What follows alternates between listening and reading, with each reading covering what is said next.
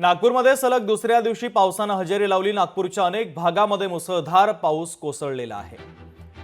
तर नागपूरच्या अनेक भागामध्ये मुसळधार पाऊस कोसळलेला आहे। सलग 2 दिवसापासून पावसाची संततधार सुरू आहे। याचा आढावा घेतलाय आमचे प्रतिनिधी ज्ञानेश्वर पवार यांनी। पाहूया। नागपूरमध्ये सलग दुसऱ्या दिवशी दमदार पावसाने हजेरी लावलेली आहे। मी सध्याला बर्डी परिसरामध्ये आपण दृश्यांमध्ये जर पाहाल तर आपण पाहू शकतो की एक चांगला पाऊस जे आहे ते नागपूर शहरामध्ये आज सलग दुसऱ्या दिवशी पडतोय। काल नागपूर शहरामध्ये दुपारच्या वेळी जे आहे ते अशाच पद्धतीने चांगला पाऊस पडला होता, त्यामुळे कुठे ना कुठेतरी एक समाधानाचं वातावरण जे आहे ते नागपूर शहरात पाहायला मिळालं। आणि त्यानंतर आज आता सायंकाळच्या वेळी जे आहे ते या ठिकाणी पावसाने पुन्हा एकदा हजेरी लावलेली आहे। कालपासून जे आहे ते समाधानकारक जे आहे ते पाऊस जे आहे ते सध्याला नागपूरमध्ये पडताना आपल्याला दृश्यांमध्ये पाहायला मिळतोय।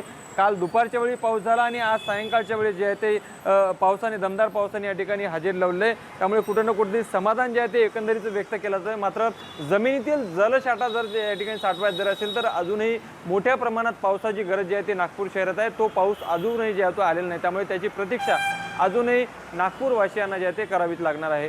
लोकशाही मराठी करता मी ज्ञानेश्वर पवार, नागपूर। लोकशाही मराठी ऐका, पहा, जागरूक रहा।